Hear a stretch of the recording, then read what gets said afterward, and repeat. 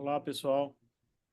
Estamos hoje fazendo uma apresentação e gravação sobre os primeiros socorros, né, a serem operacionalizados na Estação Espacial Habitat Marte, tá? A gente está fazendo isso no contexto da primeira missão da Estação Habitat Lunar, né? E também isso vai ficar gravado, né, como útil também para as missões do Habitat Marte, né? E é um pouco demorada essa apresentação aí, em torno de uns 40, 50 minutos. Então a gente está fazendo essa gravação para que nem sempre vai dar tempo de estar realizando essa apresentação e então a gente vai estar disponibilizando a gravação que está sendo realizada hoje, né? Essa gravação está sendo feita no dia 24 de maio de 2024 e então ela é disponibilizada de maneira privada, né, para aquelas pessoas que estão participando das nossas missões, tá certo? Então aí sobre as noções de primeiros socorros. Então, os primeiros socorros são uma habilidade fundamental a ser desenvolvida pelos participantes das missões de simulação espacial do Habitat Marte, né, para tanto a segurança pessoal como suporte aos outros, né? Este protocolo auxilia para evitar situações não desejadas. Fornecer assistência imediata, né, pode fazer a diferença entre a vida e a morte de um participante, né? Este treinamento apresenta várias orientações que compõem os primeiros socorros. Então, eu fiz um curso aqui, eu acho que foi em 2022, né? 2023, e aí que eu tive aprendendo aí sobre esse protocolo, né, de primeiros socorros, e que aí a gente vai estar fazendo esse repasse para vocês aí. Aqui são 10 mandamentos dos primeiros socorros. Primeira coisa, avaliar o cenário, né, do acidente. Estabelecer segurança para você, para a equipe, curiosos e, por último, a vítima. Estabeleça distância e isolamento. Observe riscos de forma específica, vazamentos, desabamentos, trânsito, eletricidade, incêndio. Solicite socorro especializado de acordo com o caso. Identifique no local do acidente pessoas que possam ajudar. Faça uso de equipamento de proteção. Lembre-se que você pode não conhecer o estado de saúde da vítima. Atue sobre os problemas que podem matar mais rápido a vítima. Seja ético, evite fotos, comentários e não fale sobre a gravidade da vítima. Haja corretamente, sua atuação pode ser o diferencial na vida da vítima. O que é colocado como cinemática do trauma, né? Envolve analisar e avaliar a cena do acidente com o intuito de se estabelecer um diagnóstico o mais precoce possível das lesões resultantes da energia, força e movimentos envolvidos. As condições de avaliação e atendimento ao traumatizado podem ser divididas em três fases: pré-trauma, trauma e pós-trauma. Nas ações de atendimento pré-hospitalar, tem a prioridade de atendimento à vítima com possibilidade de morte, né? Então, a parada cardiorrespiratória, hemorragias, politraumatismos, grandes queimados, né? E então é feita uma análise primária. Essa análise primária é um processo ordenado que visa identificar e corrigir de imediato problemas que ameacem a vida da vítima em curto prazo. Aqui existe uma sequência dessa verificação ou atuação, né, que seria, no primeiro momento, atuar com controle de hemorragias externas graves, desobstrução das vias aéreas e controle cervical, respiração, observação da respiração, observação da circulação e controle da hemorragia, avaliação neurológica e nível de consciência e exposição do trauma para verificação. Os acidentes, as emergências exsanguinantes, envolvem, então, o controle de hemorragias externas graves. Essa ação deverá ocorrer, né, aplicada a condições de hemorragias externas graves, tais como amputações, esmagamentos, cortes profundos, atingimento de artérias calibrosas, né? A questão do airway seria desobstrução das vias aéreas e controle cervical. envolve desobstruir as vias aéreas da vítima através de exame direto, como, por exemplo, a abertura da boca, manobra de desobstrução de vias aéreas, retirada de elementos que fazem ou não parte da boca, como, por exemplo, próteses, pedaços de alimentos, sangue, entre outros. O chin lift, né, é uma obra utilizada para desobstrução de vias aéreas em vítimas que estão sob quadro clínico, ou seja, não sofreram trauma. E tem o jaw thrust, também é uma manobra que consiste em modificar o ângulo da mandíbula, né? É uma manobra utilizada para vítimas traumáticas, pois, ao mesmo tempo em que permeabiliza as vias aéreas, proporciona o alinhamento da coluna. Então, existe aqui o colar cervical. O colar cervical é uma proteção da coluna cervical, né? Trata de uma medida universal no atendimento da vítima de trauma, devendo ser mantida até a confirmação de que não teve prejuízo, dano, né, à região. Existe a situação do engasgo, né? O engasgo é o bloqueio da traqueia de uma pessoa por um objeto estranho, um vômito, sangue ou outros fluidos. O engasgo é considerado emergência clínica. O engasgo pode deixar a vítima inconsciente por asfixia e evoluir para a morte. A rápida desobstrução das vias aéreas é de máxima importância para a vida da vítima, né? Aqui é uma medida de uma compressão abdominal do adulto, né? Como é que ele deve ser realizado. Então, é utilizado o polegar abaixo da linha das costelas, né? E então não é em cima da área das costelas, é abaixo, né? Então, isso vai impactar, vai agir sobre o abdômen da pessoa. E aqui está a ilustração, né, de repente, a vítima fazendo, expelindo o, o alimento, né, muitas vezes, que está obstruindo as vias aéreas. Existe também uma compressão abdominal para crianças, aqui é conhecido como manobra de Heinrich, né? Então, a criança ela é colocada de cabeça para baixo, apoia o bebê no braço, com a cabeça para baixo, tendo cuidado de manter a boca do bebê aberta, aplicar 5 batidas com o calcanhar da mão, não, não nas costas do bebê, né? Entre as escápulas, virar o bebê com a barriga para cima, mantendo a inclinação original da boca aberta, iniciar 3 compressões no osso do peito da criança, logo abaixo da linha imaginária traçada entre os mamilos, e aqui repetir esse ciclo até o bebê expelir o objeto, né? Aqui uma outra representação aqui, né, da manobra de Heinrich, né?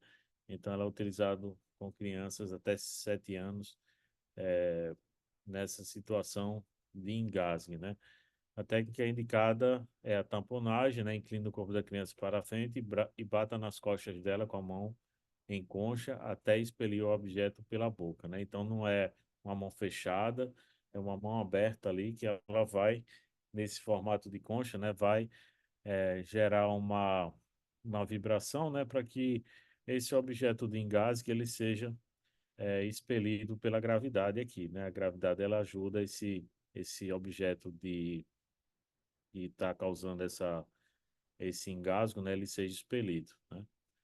Aqui é uma representação de como é que poderia ser aplicado em crianças acima de 7 anos, né? Pode-se aplicar a manobra de Hales, também conhecida como compressão abdominal, em crianças, né?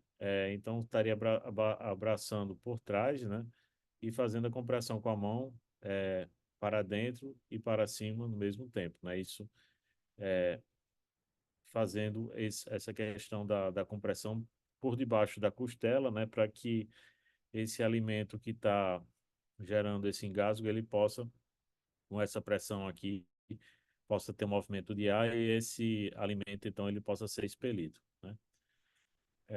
Sobre a questão da respiração, respirar é um processo vital necessário a todos os seres vivos, por isso a reabilitação da respiração deve acontecer o mais rápido possível, pois as lesões poderão alcançar estágio irreversível, né? Aqui são as taxas respiratórias, que estão aqui nesse slide. Lembrando que aqui não é o batimento cardíaco, aqui é a questão de quantas vezes o ser humano ele faz a repetição, né, de inspiração e expiração, né, em 1 minuto, né? Então, o recém-nascido ele tem esse movimento de inspirar e expirar 35 vezes a 40 vezes por minuto, em condições normais. O bebê de 30 a 50, a criança de 25 a 32, uma criança que mais velha, então de 20 a 30, e o adolescente de 16 a 20 movimentos por minuto, e o adulto, esse movimento ele é bem mais lento em condições normais, né? Essa repetição da respiração, de inspirar e expirar, então ele vai ocorrer de 12 a 20 vezes por minuto, repetições por minuto, né? No processo de reabilitação, é utilizada a ventilação boca a boca. A ventilação boca a boca não é mais recomendada no atendimento de primeiros auxílios, né? Pelo risco de contaminação através de agentes biológicos, né? Então, hoje não está se mais utilizando a questão da respiração boca a boca. O que está se fazendo uso é desse reanimador adulto, conhecido como AMBU, que aí a pessoa, essa parte azul aqui, ela é então comprimida com a mão, né, fazendo com que o ar que está dentro dessa área, então ela seja conduzida para a boca da pessoa que está na situação de emergência. Então, uma outra medida aqui é a questão da observação da circulação e controle da hemorragia. Nesta etapa é verificada circulação sanguínea através do pulso central, a artéria carótida. É de extrema importância, então, determinar se o pulso está normal, é rápido ou lento, se o ritmo é regular ou irregular, e se quanto à força ele é forte ou fraco. Nessa etapa é de extrema importância o controle de hemorragias pequenas e médias, como também a rápida detecção da parada cardiorrespiratória, né? Então, vai ser nessa observação aqui do pulso, né, que vai identificar se existe essa parada cardiorrespiratória, ou PCR. Uma outra situação aqui de risco é a questão da hemorragia. A hemorragia ela pode ser arterial quando atinge as artérias, ela pode ser venosa quando atinge as veias, e ela pode ser capilar quando ela é mais superficial, né? Atingindo mais a questão da pele. Ela não chega a atingir, então, não chega a atingir uma artéria nem uma veia. Existem várias possibilidades de hemorragia. Uma delas é a hemorragia interna, quando o sangue extravasa para o interior dos tecidos ou cavidades naturais, o que as torna mais difíceis de identificar, porque muitas vezes essa hemorragia interna ela só vai ser expressa depois, né, que tem esse processo de erupção do sangue. Então, alguns indicativos dessa hemorragia interna são alguns sinais, sintomas, como, por exemplo, fraqueza, sede, frio, alteração do nível de arrepios, pulso rápido e fraco, respiração rápida e superficial, pele pálida e fria e sudorese. Então, o que ocorre aí é que muitas vezes a pessoa leva uma queda, acha que está tudo bem, ela não tem nada fraturado, mas de repente pode ter ocorrido uma hemorragia interna, né? Algum órgão que foi machucado, algo assim, e que depois isso só é detectado posteriormente. Alguns cuidados com a hemorragia: não retirar objetos empalados, quer dizer, de repente um galho entrou na pele, no braço, um ferro, né? Em caso de lateralizar a vítima, colocar a vítima de lado. Se houver sangramento pelo nariz e ouvido, não realizar tamponamento, quer dizer, a questão de bloquear esse sangue. Manter a vítima aquecida, transportar então para o hospital com urgência. Essa, como foi mostrado aí na figura, essa hemorragia externa pode ser arterial, venosa ou capilar. A arterial, o sangue, a hemorragia arterial ela tem um sangue vermelho vivo, rico em oxigênio, com perda pulsátil. Esse tipo de hemorragia é particularmente grave pela rapidez com que a perda do sangue ocorre, né? Já a hemorragia venosa, a gente tem um sangue vermelho mais escuro, né? Ele é pobre em oxigênio, com perda contínua e com pouca pressão. São menos graves que as hemorragias arteriais. porém a demora no tratamento pode ocasionar sérias complicações. E aí tem também a hemorragia capilar, que são pequenas perdas de sangue em vasos de menor calibre que recobrem a superfície do corpo. Então, como é que a gente reconhece essa questão da hemorragia arterial e venosa? Então, aqui vai ter uma figura aqui representando mais na frente aí o próprio uma figura, né, do corpo humano mostrando o sistema circulatório, dando destaque à questão desses do lado que a gente tem a questão da circulação venosa e a circulação arterial, né? Então, aqui uma outra representação aqui, a hemorragia externa, ela pode ser arterial, quando envolve grandes vasos, perda de sangue com grande pressão, sangue vermelho vivo, é mais grave, porque a pessoa perde a consciência rapidamente. E a questão da hemorragia venosa são grandes vasos também, perda de sangue com menor pressão, sangue vermelho escuro e menos grave. E aí a hemorragia capilar. Existe um manual sobre a hemorragia externa aí, que quem estiver assistindo depois pode estar acessando, né, para ter mais informações, né? Aqui tem a representação do sistema circulatório. Então, do lado esquerdo, você observa, do lado esquerdo do corpo, existe uma predominância, então, das artérias, e do lado direito, né, do corpo, você tem a predominância aqui das, das veias, né? Então, se for, de repente, um ferimento, uma amputação do lado esquerdo do corpo aqui, né? Por exemplo, então, de repente, é muito mais perigoso, digamos assim, para o ser humano, de repente, hemorragias que elas ocorram do lado esquerdo do corpo, tá? Porque ela estaria atingida, então, as veias, né? As artérias. Enquanto do lado esquerdo você tem a questão das veias, né? Seria, de repente, uma hemorragia venosa do lado direito e uma hemorragia arterial do lado esquerdo do corpo, tá? Então, é importante mostrar essas diferenças aí. Alguns hemorragia externa, alguns cuidados, compressão direta, tamponamento, elevação do membro, compressão arterial e torniquete, né? Então, só que algumas iniciativas para conter essa hemorragia externa, né? O torniquete, em último caso, quando a hemorragia é muito grave, em caso de amputação de membro do corpo, e as outras técnicas falharem, utilizam então o torniquete ou garrote, né? Então, aqui algumas instruções: amarre um pano limpo com nó simples acima do ferimento, enrolando firmemente 2 vezes. Em seguida, amarre um bastão sobre o nó do tecido, torça o bastão até estancar o sangramento e marque o horário em que foi aplicado o torniquete, né? Existe um torniquete padrão, é esse aqui. Ele é utilizado apenas uma vez, então é colocado o horário, né, que foi feito que o torniquete ele foi aplicado.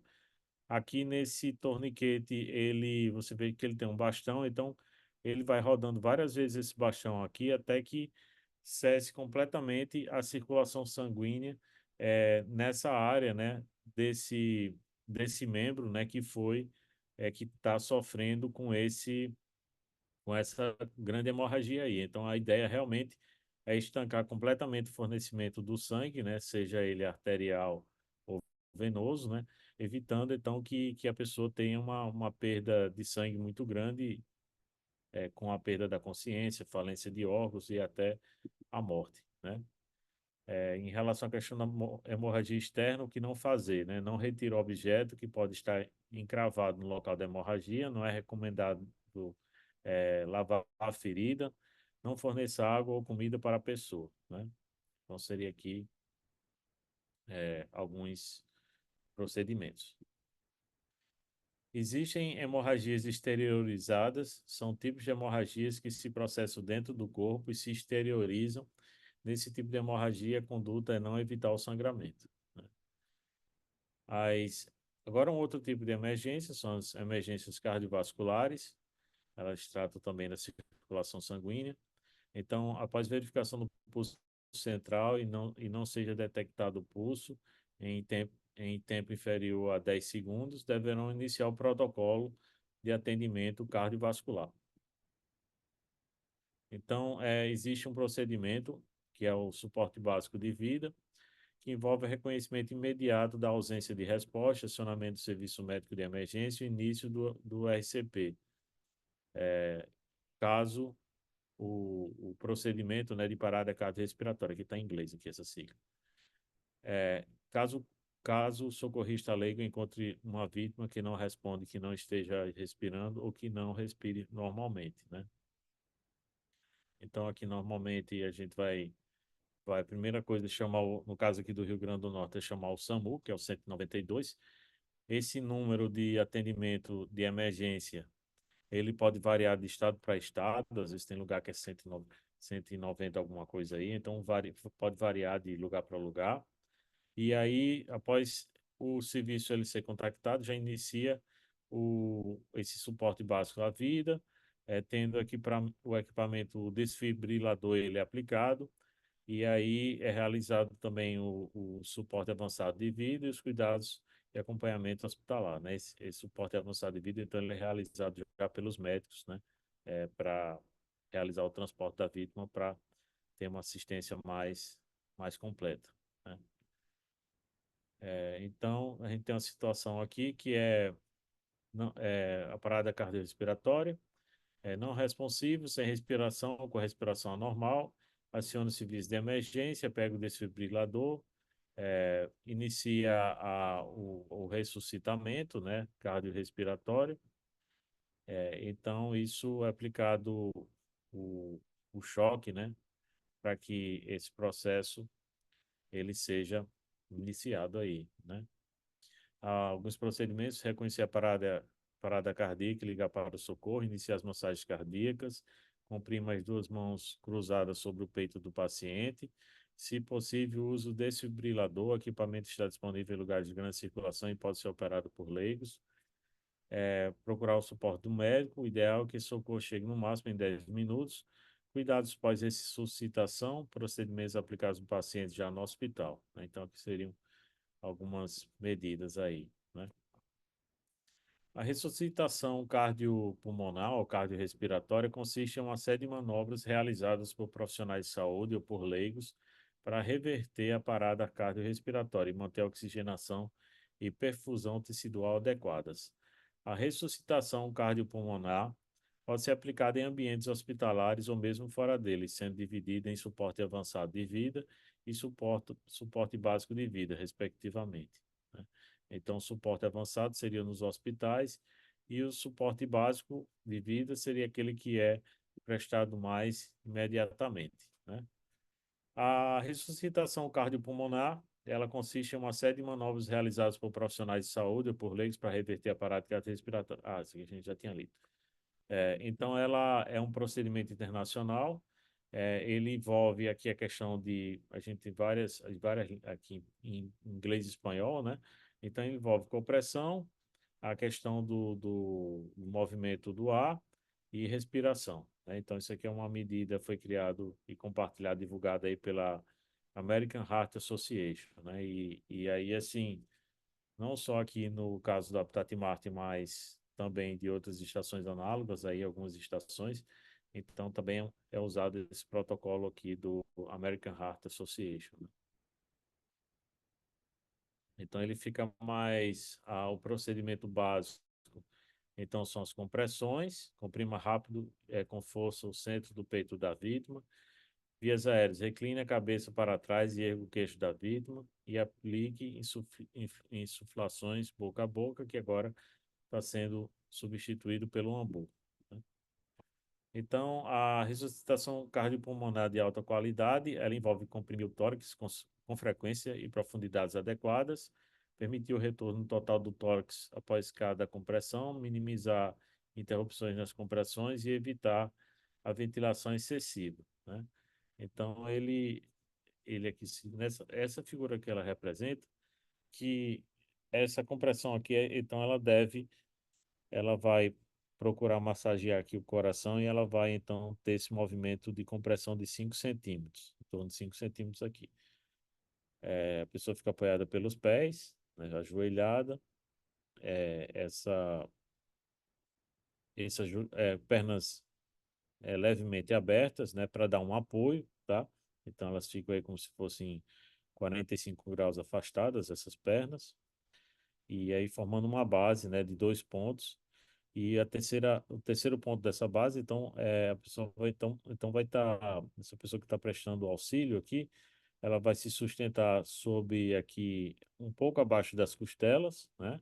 E aí ele vai comprimir, né, assim, aplicando todo o seu peso, né, para que nesse processo aqui dessa manobra, né, ver se é possível realizar essa reanimação aí, né?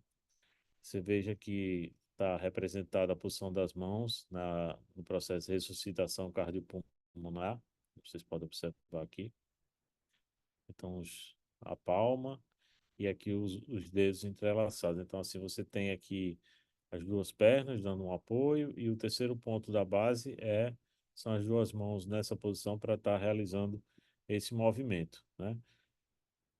O ideal é que tenho dois socorristas para estar realizando essa ressuscitação, porque essa, essa ressuscitação ela pode ser muito cansativa. Então, por exemplo, aqui é feito então a questão de um primeiro ciclo de 30 compressões, depois um segundo ciclo de insuflação, mais 30 compressões, né?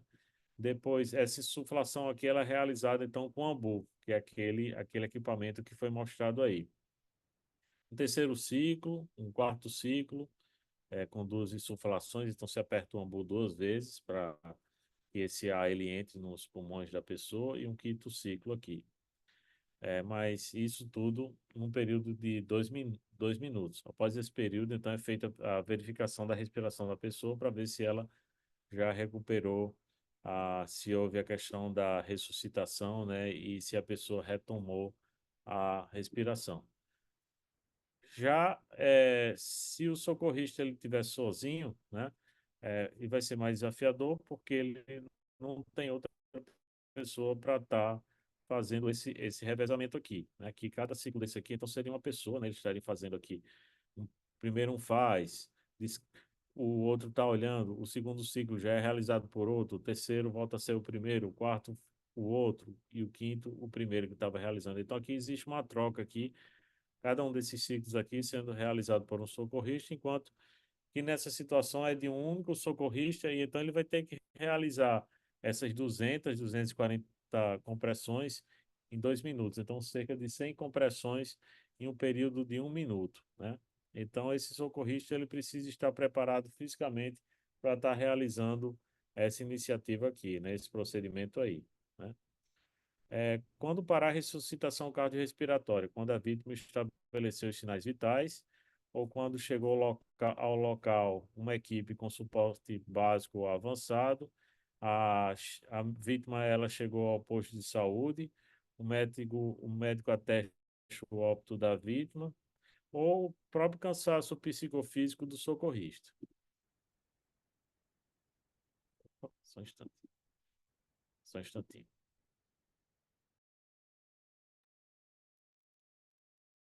Oi, continuando aqui.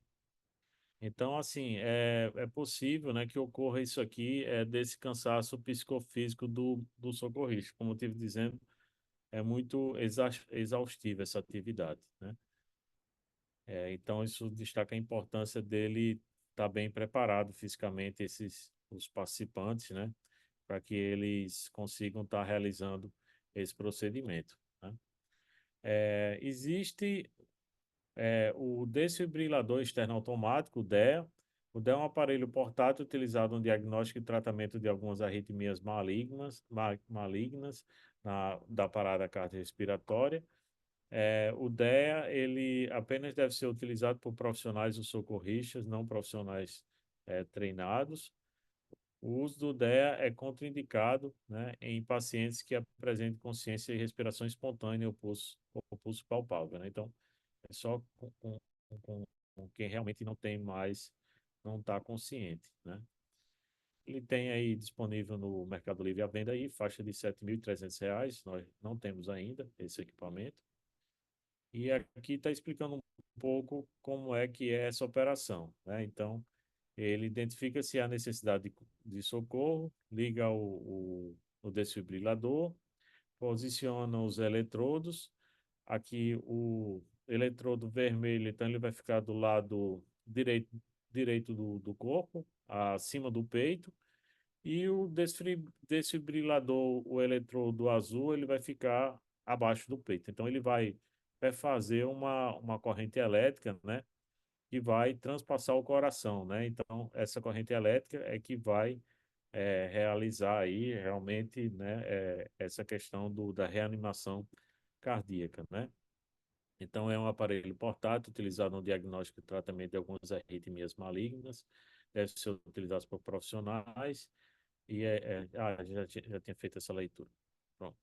Existe também um equipamento de treinamento, então ele é mais para que a pessoa estude como é que isso ocorre, né, essa situação. E existe também a questão do torso humano também, então na atividade de primeiros socorros, então o ideal é ter esse UDEA para treinamento e o torso, para que ele seja utilizado quando a gente tem o treinamento prático, né? Aqui um pouco da representação aqui do equipamento, né? Aqui o suporte básico à vida, né? Como é que ele deve ocorrer, né? Então aqui 2 vezes de 30, quando ele é realizado por dois socorristas, né? E então ele é um protocolo que visa assistência de vítimas de parada cardiorrespiratória ou parada respiratória, né? Certo? Existe aqui a SAMU, ela tem um protocolo aqui também disponível aí para download, né? E o American Heart Association, ele tem também um documento em português também, as diretrizes, né, de reanimação, né? Aqui também estão disponíveis para download. E também tem uma outra apresentação em inglês aqui explicando isso. Uma outra situação, então, é o disability, né, quando a gente ocorre avaliação neurológica e nível de consciência. Essa escala de Glasgow, ela procura avaliar o indivíduo neurologicamente, né, e ele tem sido visto como um método confiável e objetivo de registrar o nível de consciência de uma pessoa para avaliar inicialmente, continuamente, após um traumatismo craniano, né? Seu valor também é utilizado no prognóstico do paciente e é de grande utilidade na previsão de eventuais sequelas, né? Nessa atividade é realizado a avaliação da abertura ocular, da resposta verbal, da resposta motora e da resposta pupilar. Por exemplo, na abertura ocular é visto se ela é espontânea ou se não tem nenhuma reação, né? Se a pessoa não responder nenhum comando. Então, isso é o que a gente vai ver agora nos próximos slides aí, né? Então, 5 passos para utilizar a escala de Coma de Glasgow. Verifique, identifique fatores que podem interferir na capacidade de resposta do paciente. Observe o paciente e fique atento a qualquer comportamento espontâneo. Caso o paciente não haja espontaneamente nos tópicos da escala, é preciso estimular a resposta. Fazer estímulo sonoro, quer dizer, você fala, procura falar alto para que a pessoa escuta, ou peça em tom de voz normal ou em voz alta para que o paciente realize as ações que vão estar sendo demandadas. Também pode ser utilizado estímulo físico, aplicar pressão na extremidade dos dedos da pessoa, e aí vai se realizar essa pontuação da resposta da pessoa. Em relação à melhor resposta ocular, se a pessoa tem você vai falar, pisque os olhos, né? Se ela responder, ela piscar os olhos, então ela tem. Na primeira situação, ela vai estar piscando os olhos espontaneamente, sem que você peça. Então, se ela tiver nessa condição, é um bom sinal. Ou se ela piscar só quando você solicita, aí já vai ser nota 3. Se você aperta a mão dela, você você dá um comando mais forte e pede para que ela feche os olhos. Se ela tem essa dificuldade, já é 2. E se está ausente essa resposta, então nota 1. Né? E uma outra situação seria não testável se realmente a pessoa estiver na situação de óbito. Né? Então, a reação pupilar ela deverá ser contabilizada nas verificações. 2, inexistente, nenhuma pupila reage ao estímulo da luz. Muitas vezes se usa uma lanterna, né? Parcial, apenas uma pupila reage ao estímulo da luz. E a completa, as duas pupilas reagem ao estímulo da luz. Aqui é a verificação verbal. Então se a pessoa tem uma voz, um discurso orientado, então ela consegue falar normalmente, então é nota 5. Se a voz dela está confusa, nota 4. Se ela consegue falar algumas palavras, nota 3. Se ela só consegue falar só alguns sons, mas são inteligíveis esses sons, então nota 2. E se é ausente, nota 1 aqui, né? Outros aspectos para avaliar a pessoa neurologicamente é a resposta motora. Então, se essa resposta motora ela é ordenada, se ela é localizadora, se ela tem uma flexão normal, se ela tem uma flexão anormal, se ela tem extensão, se ela está ausente ou se ela não é testável, né? Então, depois que se realiza a soma dessa pontuação que a pessoa teve em relação a essas avaliações aí, né? Da voz, da visão, da motora e do, né, motora, verbal, pupilar e aqui, ocular, verbal, motora e pupilar, né? Quando você soma essa pontuação aqui, aí você consegue ver aqui o seguinte: se a pessoa teve de 1 a 8, então uma taxa de consciência grave, é um nível grave que ela tem. Se ela tem uma nota de 9 a 13, moderada. Se ela tem 14 a 15, ela tem uma perda de consciência leve. E aí, essa avaliação ela deve ser feita, né, a cada 5 ou 8 minutos, porque pode ser que a pessoa, ela pode ter, o indivíduo, ele pode estar numa situação, ter um diagnóstico agora, que esse diagnóstico ele pode piorar ou ele pode melhorar. De repente, ele pode estar com uma grave perda de consciência e essa consciência ir sendo recuperada ao longo do tempo. E pode ocorrer o contrário, ela pode ter de repente uma perda de consciência leve e isso ir se deteriorando ao longo do tempo, né? Aqui, por último, a questão da exposure, né? Exposição do trauma para verificação. Para identificar fraturas e hemorragias, a área lesionada deve ser exposta, descoberta, atentar para que a vítima não apresente hipotermia, mantendo-a sempre aquecida. Muito, muito cuidado com a exposição de partes íntimas da vítima. Noções sobre lesões, né? Definição: qualquer alteração patológica ou traumática de um tecido acarretando perda de função de uma parte do corpo. Então, essa lesão pode ser fechada ou aberta, né?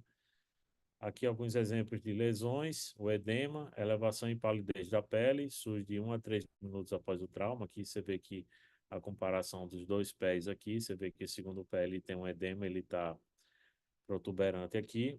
O hematoma, extravasamento de sangue entre os tecidos, com formação de aumento de volume por ruptura dos vasos. E aqui, equimose, extravasamento de sangue por ruptura de capilares, sem que haja aumento de volume. A lesão aberta, né? Ela pode ser incisiva, cortante, ela pode ser corto com contusa, perfurante, perfuro cortante, transfixante, escoriações, lacerante e amputação, né? Então, várias situações de lesões aí, né? As lesões dos ossos também, ou osteoarticulares, pode ser os ossos ele pode sofrer uma fratura produzida por um trauma direto ou indireto. Pode ser uma luxação, deslocamento parcial completo dos ossos que compõem uma articulação. Pode ser também a entose, ruptura parcial e estiramento dos ligamentos ao redor de uma articulação, né? Aqui temos algumas representações. A lesão aqui transversa, longitudinal no osso, oblíqua exposta, oblíqua desviada, espiral, fratura simples e cominutiva, né? Que quando você tem um nível de destruição maior desse osso aí, né? Alguns cuidados com as lesões osteoarticulares, inspecionar o local com exposição do ferimento para checar presença de lesões associadas, limpar a superfície do ferimento, proteger a lesão, manter a vítima imóvel, atentar aos sinais de choque e transportar ao hospital, né? Aqui outra situação de trauma ocular. O trauma ocular pode ser ocasionado por corpos estranhos, agentes químicos, lacerações ou contusões.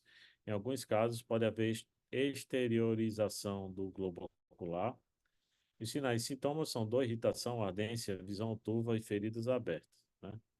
Aqui tem uma espécie de um instrumento para avaliar o trauma ocular, se o trauma foi mecânico, aberto, se nesse trauma aberto ele foi associado a laceração, penetrante, perfurante, se foi uma ruptura, se é um trauma fechado, né, como contusão, laceração lamelar, e se de repente o trauma ele foi, então ele pode ser de ordem mecânica, química, elétrica, térmico, misto ou outros, né?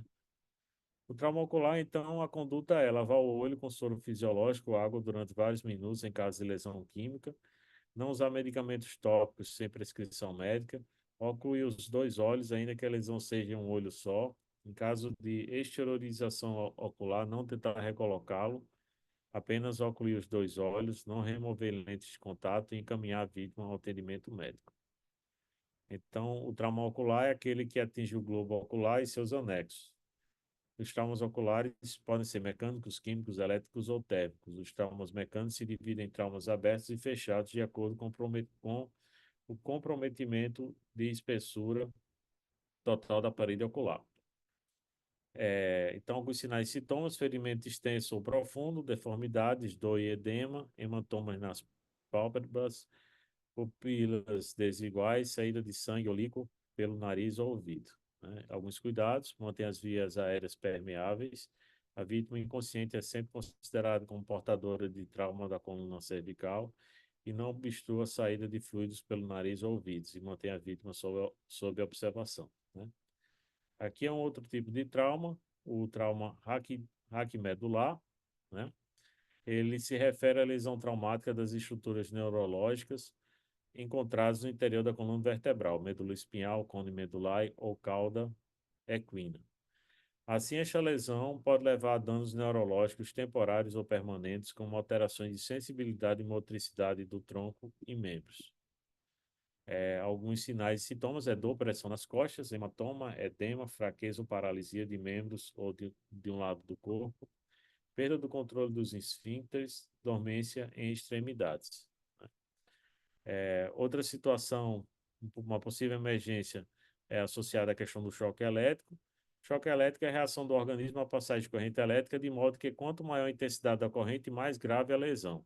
Os efeitos da corrente dependem de condutividade, intensidade da lesão, percurso do circuito no corpo e duração da exposição. Alguns efeitos da corrente elétrica são queimaduras, fibrilação ventricular, parada cardiorrespiratória, fraturas, infecções, insuficiência renal ou até morte. Aqui mostrando, essa figura mostra caminhos que essa corrente elétrica ela pode seguir, por exemplo, o mais comum é da cabeça para o pé direito, 9,7%. Pode ocorrer também da mão ao pé, também de uma mão para a outra. Pode ser também aqui na situação D, aqui, da cabeça para a mão esquerda. E também uma outra situação aqui entre os pés, geralmente é muito pouco comum. Então, aqui, dependendo da intensidade da corrente, ela pode variar desde pequenos formigamentos a contrações musculares, dor, dificuldade para respirar, fibrilação ventricular, parada cardiorrespiratória, queimaduras graves, parada cardíaca e morte. Então, aqui, mostrando desde uma situação um choque mais simples aqui, com pequenos formigamentos, até choques mais severos, de acordo com a intensidade da corrente, né? Alguns cuidados: desligar a fonte da corrente elétrica, o disjuntor ou o quadro, afastar a pessoa com material não condutor, avaliar a vítima, se teve uma parada cardiorrespiratória, se teve fraturas, afrouxar as vestes da vítima e observar, realizar curativos nas queimaduras, imobilizar possíveis fraturas ou remover imediatamente, né, ao serviço de emergência. Outro tipo de emergência são as queimaduras. Queimadura é toda lesão provocada pelo contato direto com alguma fonte de calor ou frio, produtos químicos, corrente elétrica, radiação, até mesmo alguns animais e plantas, como larvas, água-viva e urtiga, né? Entre outros. Então, lá no caso do Habitat Marte, do Habitat Lunar, é muito comum a questão da urtiga em alguns caminhos, então tem que ter uma atenção muito grande para a gente, às vezes, está andando e bate com a mão. Então, isso mostra também a importância do uso dos equipamentos de proteção individual, principalmente a luva, né, para evitar esse contato, né, com a ortiga, né? Então, entre a situação mais recorrente, assim, que pode ocorrer numa frequência maior, é realmente o contato acidental com a ortiga, né? Já que muitas vezes a gente não consegue verificar o que é a vegetação comum e o que é essa vegetação do tipo da ortiga, né? As queimaduras. Então, quanto ao agente, ela pode ser térmica, química, elétrica, biológica, ou pode ser também por radiação, né? Aqui é a representação das queimaduras quanto à profundidade. Então, a gente tem uma primeira situação das queimaduras de primeiro grau, quando elas acometem apenas a derme, né? Uma queimadura mais superficial. Já na queimadura de segundo grau, ela atinge a derme e a epiderme. E na queimadura de terceiro grau, ela acomete a derme, a epiderme e a hipoderme. Então, ela é muito mais destrutiva. As condutas em relação às queimaduras, interromper o processo de queimadura, fazer avaliação, inclusive, checando a ocorrência da parada cardiorrespiratória e lesões associadas, retirar partes livres das vestes com tesoura, além de joias, piercings e próteses, levar água corrente por aproximadamente 10 a 15 minutos as queimaduras menores, não estourar as bolhas, não utilizar soluções caseiras, proteger a área queimada com pano limpo ou gás estéreo até o atendimento médico e queimadura química. Uma outra situação de emergência são as convulsões. A convulsão é contradura involuntária da musculatura que provoca movimentos desordenados, geralmente acompanhado pela perda da consciência. As convulsões acontecem quando há excitação da camada externa do cérebro. Ela envolve contrações musculares involuntárias e generalizadas, perda temporária da consciência, lesões em bochecha e língua por mordedura, ciloarreia, perda de controle dos esfíncteres e desorientação. Algumas características aí. Alguns sintomas são espasmos incontroláveis, lábios azulados, olhos virados para cima, inconsciência e salivação abundante.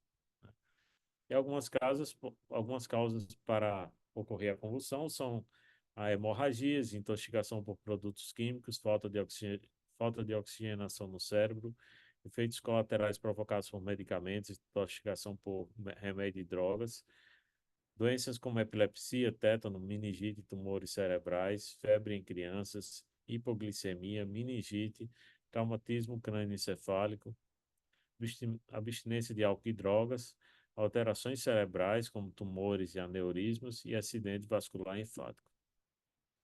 Como agir, né? Proteger a vítima de objetos que possam provocar lesões ou que ofereçam algum risco, não tentar impedir movimentações, proteger a cabeça da vítima, avaliar se a vítima respira, mantê-la deitada de lado quando as contrações cessarem, coloque a pessoa deitada de costas em lugar confortável, retirando de perto objetos que possam machucar, como pulseiras, relógios e óculos, introduzir um pedaço de pano, um lenço entre os dentes para evitar mordidas na língua, levante o queixo para facilitar a passagem do ar, afrouxe as roupas.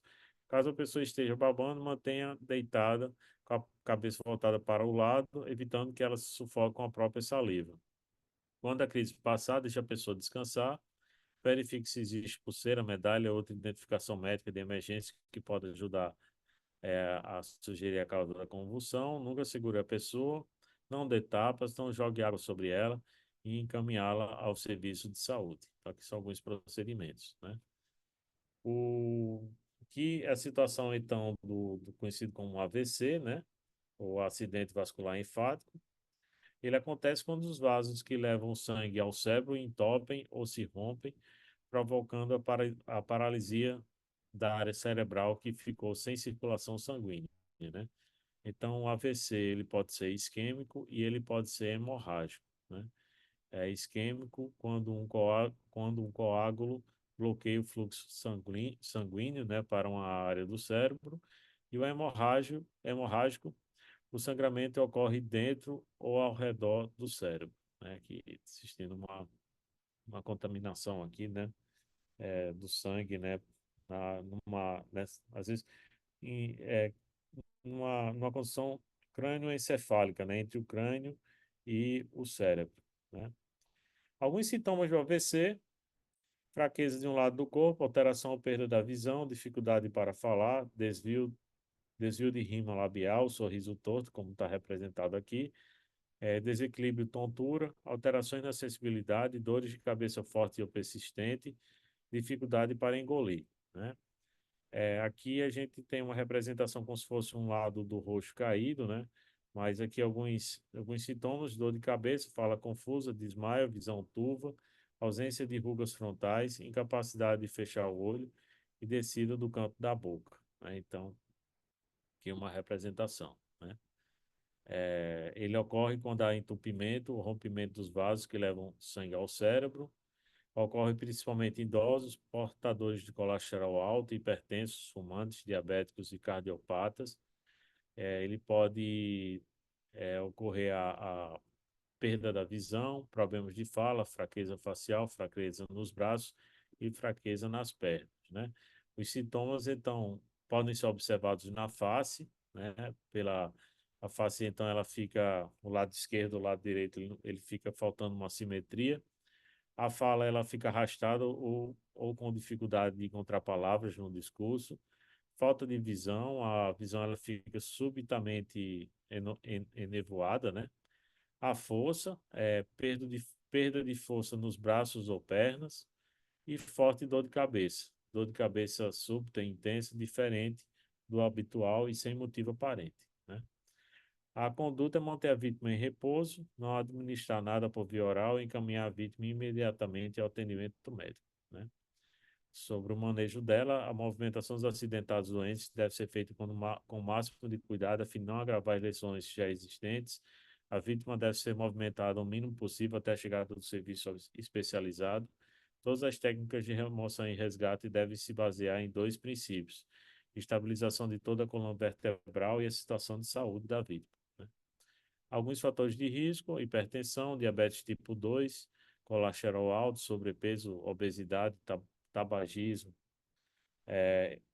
uso excessivo de álcool, idade avançada, sedentarismo, uso de drogas ilícitas, histórico familiar e ser do sexo masculino. Então, esses seriam alguns fatores de risco. E é essa nossa apresentação aí, em torno mais ou menos de uns 55 minutos aí. Eu vou concluindo aqui a nossa apresentação.